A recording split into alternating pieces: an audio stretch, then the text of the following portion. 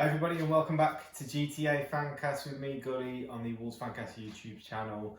It was shit on the Villa this weekend as we came out on top of an epic 3-2 victory. 2-0 down, 3-2 with 10 minutes to go. The euphoria, the experience, everything was incredible about the end of this game.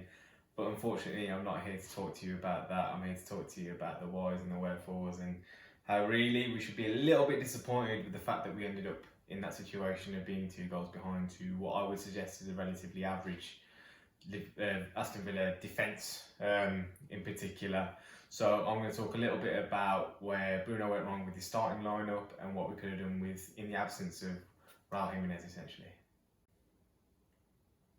Now, I spoke about the frustrations that I held with the way that we approached the game from the start on the podcast with Rich and Blake, which you can go ahead and listen to over on wherever you get your podcasts right now. But I really think we paid Villa too much respect from the get-go. Now, clearly it was decided that Jimenez wasn't fit and available to start the game.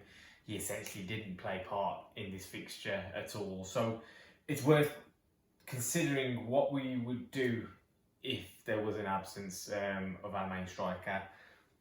Now, Bruno suggested that the approach here was to ensure that players like Hwang and Adama didn't get eaten up by Villa's 3 centre-halves. Now, I personally think that Ezri Konsa is a good player. I think Axel Tuanzebe has a lot to offer as well. He's got a lot of pace. But really the only physically totally dominant one out of the 3 is Tyrone Mings, who's probably also the worst defender out of the 3.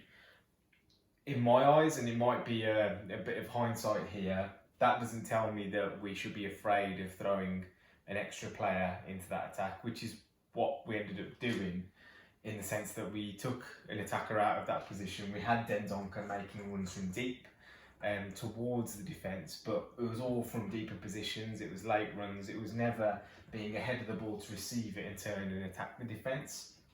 So what ended up happening is that Hwang and Adama were there to try and receive the ball in between the lines and make something happen from there.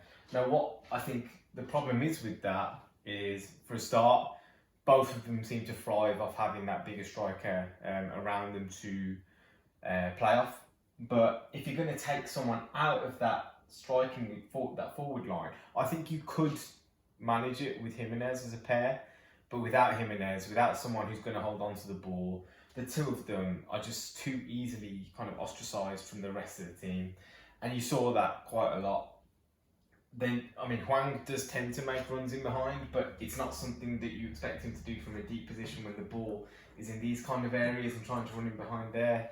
You know, they had plenty of pace in their backline really to cover that kind of stuff. Traore obviously had his runs with the ball at his feet, but he was also not the kind of guy who's going to run in behind and collect the ball from deeper positions. That was a bit easy to defend against. So therefore what you need is someone to collect the ball into their feet and then play from there.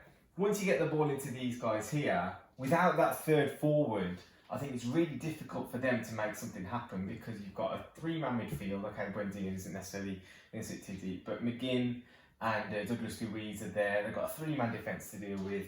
They also know that they can go and squeeze right up, get aggressive with them, get stuck into them. And you saw, I mean, if you have a look at this touch map of where we actually lost possession, plenty of activity in the final third of the pitch really, and Hwang in particular was guilty of losing the ball on a number of occasions.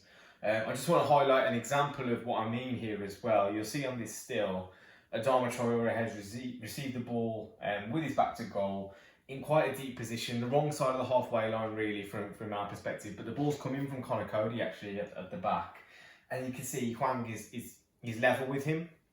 Now that's your 2 most advanced players, the wrong side of the halfway line as you're looking to build an attack. That for me should never be the case.